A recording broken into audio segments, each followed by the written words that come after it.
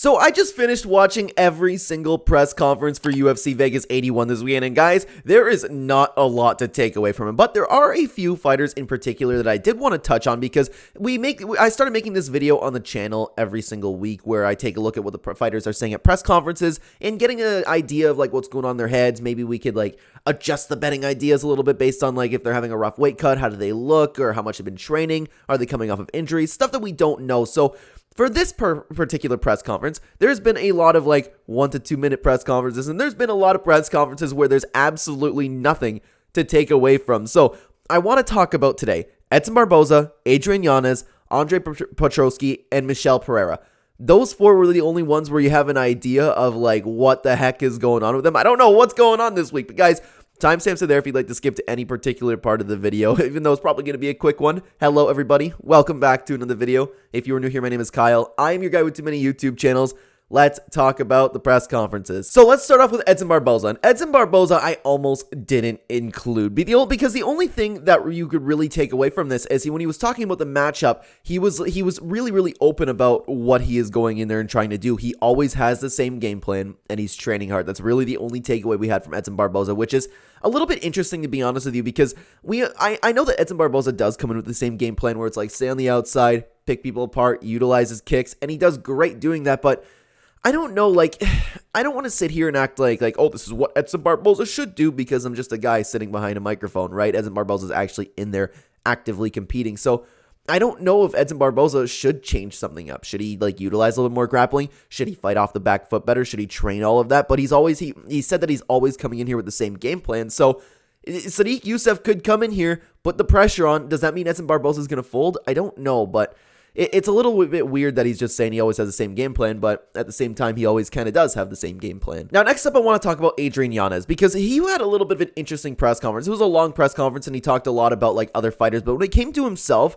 he said that he chalked up his last loss because, of course, he got finished by Rob Font very quickly, and like his hype train died down a little bit. He said that he got away from himself last fight, and he did not stick to the game plan. He went in there, and he wants to like really put everything into his shots and just wants to win the fight by knockout. So the big gist that he had was that he's working on a hard game plan for his fights, and especially in this fight, coming off of his first big loss, he needs to really stick to the game plan, and he really needs to like not deviate away at all, because he kept going over and over that it was a combination between Rob Font doing really well and Adrian Yanez not staying within the game plan. So it was a little, even if like he got away from the game plan a little bit, it was a very quick finish. So I don't know. It seems like the guy's in a good headspace.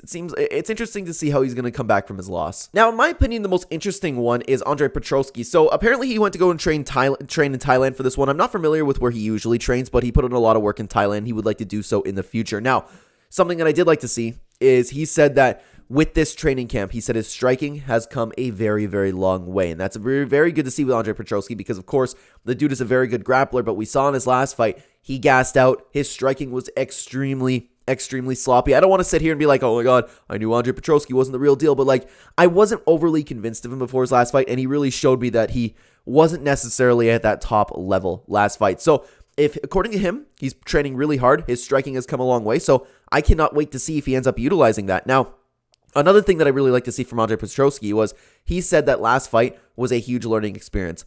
I think when fighters really take hard fights and like, I don't want to say a poor performance because the fight was a war. You know what I mean?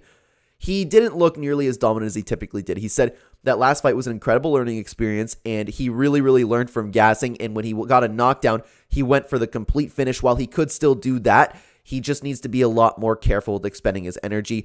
Other than that, he said he's interested in either the top 15 after this or Bo Nickel. He said he's the best grappler in the division and sees holes at the top of the game when it comes to grappling. I don't entirely disagree with that, but man, I want to see what he does with his striking because he can't get by from what he did against GM3. You know what I mean? But I'm very interested. I would be very interested to see him fight Bo Nickel. I would love to see that fight, but I got a really good feeling coming away from Andre Petroski in this one. Now, the last fighter I wanted to talk about, guys, was Michel Pereira. So if you don't know, that he is actually moving up to middleweight, and he confirmed that this is going to be a permanent move. And I didn't know that. It's a good move because I've seen like things floating around that he was cutting almost 40 pounds, but I don't know to what extent how true that is. But he spent the whole time really talking about his weight moves. So he has more energy not cutting weight, which means that he's training way more and way harder, which is like why wouldn't you just move up to middleweight at that point then? You know what I mean? And other than that, he's really, really enjoying the process. He's finally enjoying training. He's finally enjoying the build up to a fight instead of, to use his words, suffering. Yeah, I don't understand the move if you're suffering that much, if you're constantly missing weight, if you're canceling fights, you know what I mean? Like, being at welterweight wasn't really a good move for you then. So, to be honest with you, he seems like he's in good spirits. He seems like, to use his words again, he's really enjoying himself instead of suffering, so he's been able to work harder. So, I'm interested to see if that'll affect his performance at all. I would imagine it would. I'm picking him to win this fight, but I still don't know if he's going to be undersized or anything. Probably not, because he's cutting so much weight, but Michel Pereira looked pretty good. But guys, I know that was a little bit on the quicker side from what we usually do on this channel, but thank you so much for watching. But honestly, there was pretty much nothing to talk about for the other fighters. So, guys, we have this video coming out every single week, analyzing the headspaces of UFC fighters before events. I cannot wait to get to next weekend. There's going to be an incredible card, which means we can really talk about all this stuff, guys. Thank you so much for being here. Thank you so much for watching. On the screen right now, if you'd like to continue watching the Clenbat channel, there'll be 2 videos on screen for you to check out. I will see you either there or in the next video, guys. Take care.